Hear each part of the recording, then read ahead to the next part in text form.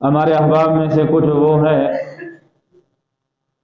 وہ سوچ رہے ہوں گے کہ مولوی صاحب کہتا ہے روزہ رکھو، ہم نے تو روزہ رکھا، نمازیں پڑھ رہے ہیں، مگر کہتا ہے یہ رمضان قرآن کا مہینہ ہے تو قرآن پاک ہمیں نہیں آتا، اس کا کیا کرے؟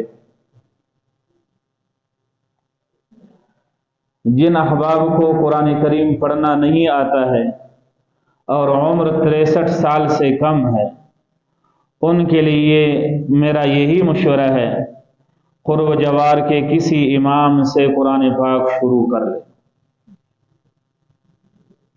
یہ کیسا مسلمان ہے جس کو تو دنیا کے تمام حساب آتے ہیں مگر قرآن کریم سے ناواقف ہے؟ قرآن کریم شروع کر لے۔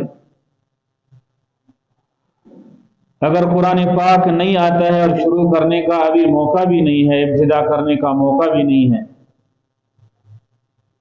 تو اسے چاہیے کہ پہلا کلمہ 70 دفعہ پڑھے، 70,000 دفعہ پڑھے۔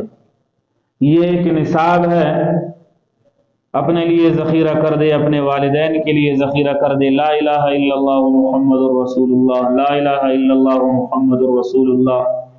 تیسرا کلمہ پڑھے، استغفار پڑھے، کوئی بھی استغفار، استغفر اللہ استغفر اللہ استغفر اللہ، یہ بھی استغفر اللہ ہی ہے، استغفار ہی ہے، استغفر اللہ ربی استغفر اللہ ربی، یا اس سے ذرا زیادہ بڑھا دے، استغفر اللہ ربی من کل ذنب واتوب الیہ۔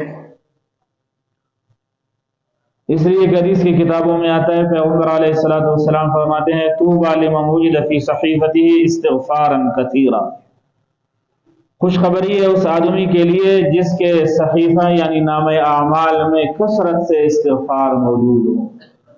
اب قرآن کریم تو نہیں پڑھ سکتا ہے اس لیے کہ اس نے پڑھا نہیں ہے،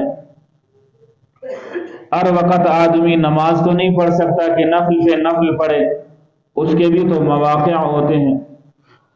البتہ استغفار ایک ایسی چیز ہے، ذکر الہی، اس کے لیے کوئی وقت متعین نہیں ہے۔ اور چوتھی چیز یہ ہے کہ درود شریف پڑھ لیں، کوئی بھی درود ہو، صلی اللہ علیہ وسلم وصلی اللہ علی النبی الامی، یا درود ابراہیمی پڑھ لیں، تاکہ اس کے رمضان کے لمحات بغیر عبادت کے نہ گزریں۔